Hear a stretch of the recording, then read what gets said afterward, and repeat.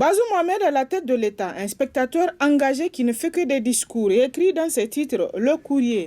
Le Courrier pour qui, s'il ne peut le confesser, Bazoum Mohamed a toutefois laissé paraître tout le mal qu'il a eu pour déterminer le contenu de ce message à la nation de ce 2 août 2022. Un message qui, selon le journal, fera date pour son caractère insolite, pour ne pas dire insultant vis-à-vis d'un peuple qui trime, qui souffre, qui pleure au quotidien ses morts, mais qui entend ses dirigeants claironner que tout va pour le mieux dans le meilleur des Niger possible. Comment éviter de dire les choses telles qu'elles sont, telles que le peuple le sait, le vit et le subit, tout en voulant convaincre qu'on est là pour travailler au mieux-être de ses compatriotes, s'interroge le journal qui estime que dans ce message à la nation de ce 2 août 2022, celui qui préside aux destinées du Niger depuis plus d'un an a fait ses confessions au grand jour, des confessions sur ses limites objectives et son impuissance face à apporter les solutions attendues des Nigériens. Plus loin, le journal écrit que le président Bazoum s'en mêle d'ailleurs des pinceaux en soulignant bien mollement ce propos qui a certainement fait rigoler ici et là. Conformément à mon discours d'investiture, je reste très fermé dans le combat pour le reste des biens publics. Le Niger est mal barré, écrit toujours le journal qui poursuit. Le chef de l'État parle de fermeté sans même se rendre compte qu'il se livre aux moqueries et aux railleries de ses compatriotes qui constatent qu'il aurait dû se taire sur ce sujet, comme il l'a fait d'ailleurs à propos de l'augmentation du prix du gasoil à la pompe qui a connu le lundi précédent une hausse de 130 francs CFA. Un silence qui, selon le confrère, corrobore par ailleurs sa conclusion sur le sujet. Aussi, ai-je demandé au gouvernement, dit-il, de prendre les mesures idoines pour satisfaire aux recommandations formulées par la Cour des comptes en vue de l'amélioration nécessaire de la gestion financière de l'État et de ses démembrements dans le strict respect des règles en la matière. C'est le chef d'État qui a juré de respecter et de faire respecter la Constitution qui parle ainsi. En un mot, c'est comme le gendarme qui demande poliment au voleur de revoir ses pratiques afin que la victime ne coule pas. Du jamais vu, conclut le journal. Quant au journal L'Actualité, il s'est intéressé dans sa parution aux vacances du chef de l'État. Rompre avec les pratiques princières d'Issoufou Mahamadou, s'exclame en gros dans ses titres le journal. Aujourd'hui, c'est Mohamed Bazoum qui a pris place à la tête de l'État. Durant les premiers mois de cette nouvelle présidence, les Nigériens avaient pu noter une sobriété dans l'attitude du natif de Tesker qui contrastait fort avec l'immodération d'Issoufou Mahamadou dans l'exercice du pouvoir. Même mal élus, nos concitoyens commençaient à bien apprécier la méthode de gouvernance de cet ancien syndicaliste progressiste, tant ils en avaient eu assez des abus du pouvoir du monarque Issoufou. Cependant, selon le journal, ils durent déchanter par la suite lorsqu'ils eurent constaté du jour au lendemain le retour en force de tout ce qu'ils abhorraient chez Issoufou Mahamadou. Apparemment, un recadrage aurait été effectué par l'ex-président à l'endroit de son successeur pour lui tirer les bretelles dans ce sens. Et depuis ce tournant spectaculaire, le journal écrit que le président Bazoum semble avoir regagné les rangs au grand désespoir de tous ceux qui avaient commencé à aimer sa simplicité et sa modestie dans l'exercice du pouvoir. Dans quelques jours, il prendra ses vacances, nous rapporte le journal sur les terres qui l'ont vu naître et d'après certaines informations, Tesker ressemblerait à Dandaji tel que cela venait d'être décrit plus haut. La liste des personnalités à recevoir là-bas serait sur le point d'être établi par son protocole. Au demeurant, le président Bazoum devrait rompre avec ces pratiques ostentatoires qui ne collent pas à sa nature véritable, mais qu'il voudrait adopter par simple mimétisme ou par quelque déférence à son ancien mentor politique.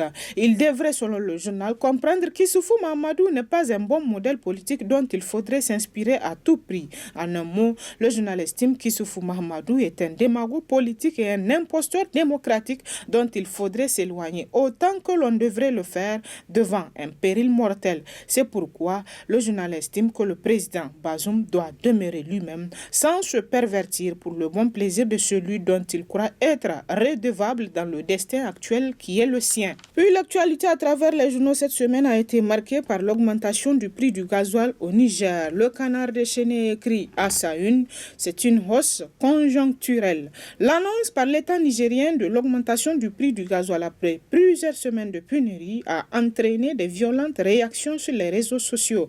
Des réactions souvent très passionnées qui dénotent, selon le journal, d'une méconnaissance des vraies raisons qui ont amené l'État à prendre cette mesure temporaire pour faire face à cette crise énergétique mondiale qui n'épargne aucun pays. Plus loin dans ces colonnes, le journal nous rapporte qu'on apprend ainsi que depuis 2013, pour garder les prix à la pompe intacts, ce qui d'ailleurs est une exception, le Niger a toujours eu à subventionner en réalité le carburant depuis 2011 en vendant à la Soraz le pétrole brut 40% moins cher que sur le marché international, ce qui représente en moyenne pour l'État du Niger un renoncement de $10 par baril, soit 43 milliards de francs CFA par an. Aussi, ajoute le journal, toujours selon ces informations, la SONIDEP, en plus de la péréquation qu'elle fait sur le transport, pour que le prix à la pompe soit identique partout au Niger, a supporté depuis 2016 plus de 5 milliards d'incidences par an pour absorber l'augmentation du prix de cession. En plus, pour favoriser un fonctionnement régulier des centrales électriques et un prix de l'électricité bas, la SONIDEP supporte plus de 13 milliards de francs CFA de différentiel par an. Tous ces mécanismes, qui sont en réalité aussi une sorte de subvention, contribuent à complexifier sa situation financière. En conclusion, le journal estime que l'augmentation du prix du gasoil vise deux objectifs, à savoir réduire la pression pour sécuriser la consommation domestique et permettre à la SONIDEP, qui subventionne en réalité le carburant à hauteur de plusieurs milliards, d'être en capacité de reconstituer les stocks et parer malgré tout à une probable pénurie. En définitive, les prix d'achat à l'international sont aujourd'hui beaucoup plus élevés que ceux nouvellement adoptés au Niger. Quant à la crainte des consommateurs concernant un prétendu risque de flambée des prix des produits de première nécessité, on apprend qu'une étude qui a déjà été réalisée a permis de mettre en exergue le fait que la dite inflation est déjà intégrée dans les prix actuels du fait de la forte variation des prix dans les pays voisins depuis des mois. À propos toujours de ce sujet, le Nouveau Républicain nous rapporte dans sa parution qu'on n'avait plus vu Al-Kash Al-Hada, actuel ministre du Commerce, faire de la une de l'actualité brillante depuis son départ du ministère de l'Intérieur. Il était porté disparu puisque recasé au ministère du Commerce, un département ministériel aux attributions disputées par la Chambre du Commerce et certaines institutions nationales, le tout dans un contexte de libéralisme dans la fixation des prix des choses du commerce. Pour réexister, quelle occasion que celle de sa sortie médiatique pour annoncer un oiseau de mauvais augure la mauvaise nouvelle relative à la hausse à la pompe du prix du gasoil. Tenez, pas n'importe quelle augmentation, s'il vous plaît, de 15%, soit 130 francs CFA par rapport au passé, s'exclame le journal. Après la grave pénurie de gasoil dans les stations-service du pays, au mois de juin, imputable à deux cadres chinois de la Soraz, sommés de quitter presto illico le territoire du Niger, les consommateurs nigériens devront faire dans les jours à venir face à une montée vertigineuse du coût de la vie dans le pays. Tout ce que les Nigériens demandent au président Bazoum, ce serait d'auditer le ministère du pétrole qui n'appartient pas à Issoufou Mamadou et sa famille, mais au peuple nigérien, afin que l'on puisse savoir comment est géré l'or noir nigérien. C'est une mission de salubrité publique qu'il accomplirait dans cette décision courageuse, s'exclame le journal, pour qui toute autre posture s'apparenterait à une fuite en avant. Le journal Éclosion ajoute à ce sujet que ce n'est pas à cause d'une augmentation de 130 francs que les pays voisins arrêteront de s'approvisionner au Niger. Et sur quelle base de calcul le gouvernement a-t-il arrêté le montant de 130 francs? Quel comité a siégé pour proposer une telle augmentation de l'ordre de 24%, s'interroge le journal. Et puisque jusqu'ici, il n'y a pas encore eu de collectif budgétaire pour intégrer cette recette supplémentaire, à qui revient cette somme de 130 francs par litre? À l'État ou à la SONIDEP, s'interroge toujours le journal, pour qui ce qui est sûr, pas la Soraz, puisque le communiqué du ministre n'a pas parlé d'impact sur le prix d'enlèvement. En vérité, cette idée germait déjà dans l'esprit du gouvernement depuis longtemps. Le 11 juin dernier, lors de l'interpellation du ministre du Pétrole, cette intention était déjà exprimée devant les députés nationaux. Depuis le début de la guerre en Ukraine, nous observons à travers le monde une flambée sans précédent des prix du pétrole et des produits raffinés. États-Unis. Ici au Niger, il est vendu à 538 francs CFA. Notre pays est victime donc de son succès. Le gouvernement de la Renaissance veut, selon le journal, simplement profiter de cette situation dite de guerre en Ukraine pour imposer une inflation supplémentaire aux consommateurs nigériens. Qui cherche à soulever le front social contre Mohamed Bazoum, s'interroge de son côté Le Monde d'aujourd'hui dans sa parution par rapport à cette augmentation du prix du gasoil. Aujourd'hui, quelle que puisse être la raison qui motive cette décision, il reste qu'il est important d'abord de rendre compte aux Nigériens qui doivent savoir à quoi leur sert leur pétrole, écrit le journal. Pendant qu'ils rêvaient que le pétrole allait radicalement changer leur vie, les voilà qui découvrent que même pour leur consommation nationale, ils devraient avoir aucun allègement car, ainsi que peut curieusement le dire Pierre Foumakoïgado, devant la représentation nationale pour qu'il soit rentable, c'est les Nigériens qui doivent l'acheter cher pour que l'extérieur en profite mieux en l'achetant à coût réduit. Personne ne peut comprendre ce choix qui vient d'hommes qui font croire qu'ils sont des socialistes et des grands intellectuels, des hommes du peuple aussi. Tous ont, selon le journal, aujourd'hui un comportement bourgeois qui trahit leurs convictions doctrinaires, sans un audit préalable, avec des résultats connus et partagés avec les Nigériens. Il ne peut qu'être difficile de leur faire avaler la couleuvre.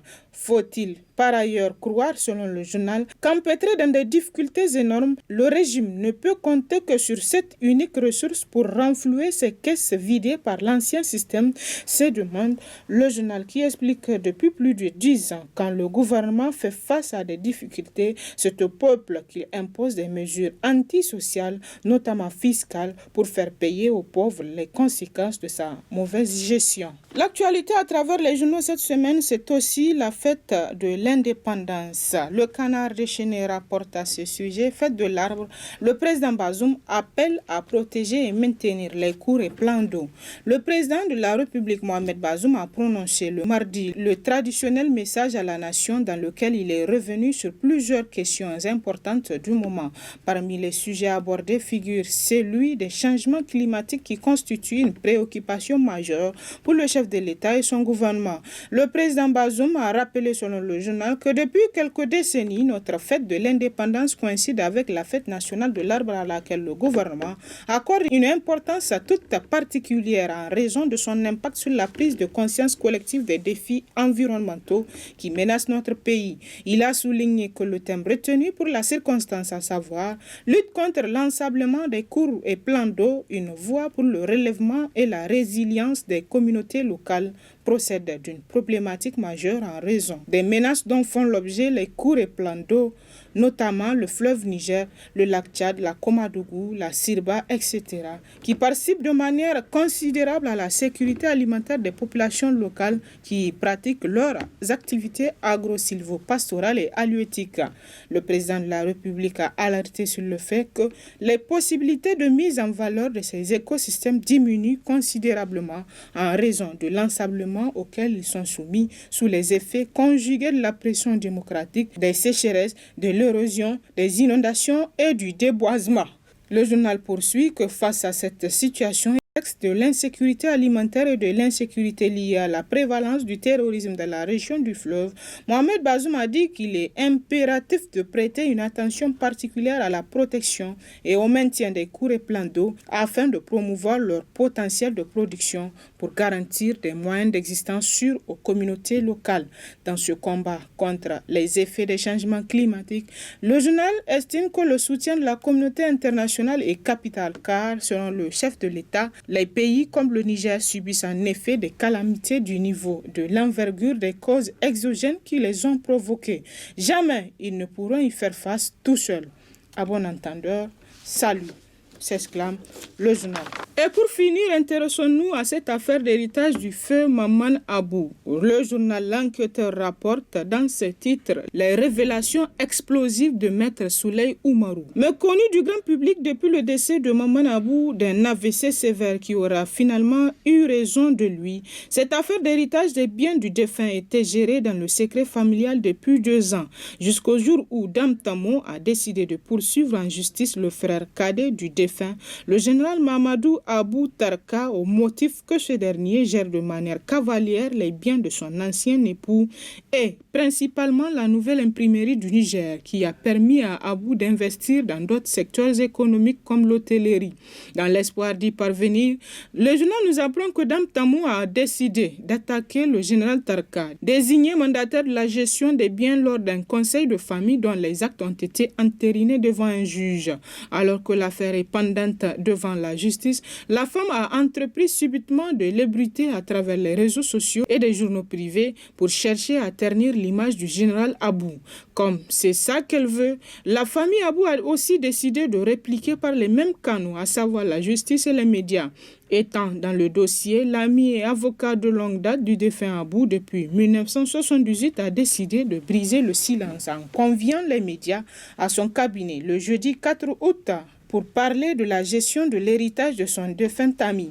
Maître Souley Oumarou, puisque c'est de lui qu'il s'agit, n'est pas quelqu'un qui mâche ses mots quand il est dans un dossier. Au détour d'une mise au point à l'endroit des journalistes, il a déclaré que le dossier est arrivé sur la place publique à l'initiative de l'ancienne épouse du défunt Maman Abou, Dame Tamou, puisqu'il a été porté devant les tribunaux à sa demande. Nous sommes seulement venus devant les tribunaux pour nous défendre, a précisé Maître Souley. C'est une affaire dans laquelle elle met en cause l'intégrité morale du général Abou qui a été nommé de façon consensuelle comme mandataire des biens des enfants présumés de son propre frère, a-t-il ajouté. Quant au Canard en furie, il rapporte à propos de ce sujet que la récente sortie médiatique de l'avocat du juge qui a saisi la Cour de cassation d'une correspondance pour contester la décision du parquet du tribunal de grande instance hors classe de Niamey et exiger qu'une suite soit donnée à leur plainte contre le général Abou pour tentative de corruption en est la preuve patente. Devant la persistance de cette cabale injustifiée à son encontre, le général Abou, qui n'est pas un nécessiteux, loin s'en faut, et n'est pas non plus le frère unique du défunt pour l'accuser de vouloir faire main basse sur les biens de ce dernier, a décidé aussi de surmonter les limites qu'il ne voulait pas franchir pour une question de pudeur, à savoir la contestation de la filiation des enfants d'avec le défunt. Il ne voulait pas étaler publiquement le linge sale, mais devant la pression de la dame pour prendre le contrôle de la Nine, il aurait entrepris de jouer cette carte qui priverait carrément les enfants de toute prétention relativement à un quelconque héritage du défunt si la procédure qu'il veut engager venait à aboutir. Au demeurant, le journal explique que même si les deux garçons peuvent prétendre à un héritage, la gestion du dit héritage ne peut être confiée à leur mère divorcée longtemps avant le décès de leur père présumé, mais aux proches parents, oncles et tantes paternels, etc. Conformément aux préceptes de l'islam, sous le régime duquel le mariage avait été scellé.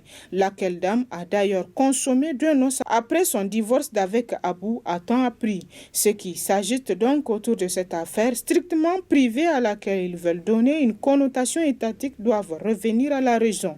Lorsqu'une femme est divorcée longtemps avant le décès de son époux, elle ne peut aucunement prétendre gérer les biens de ses enfants, encore mineurs du défunt.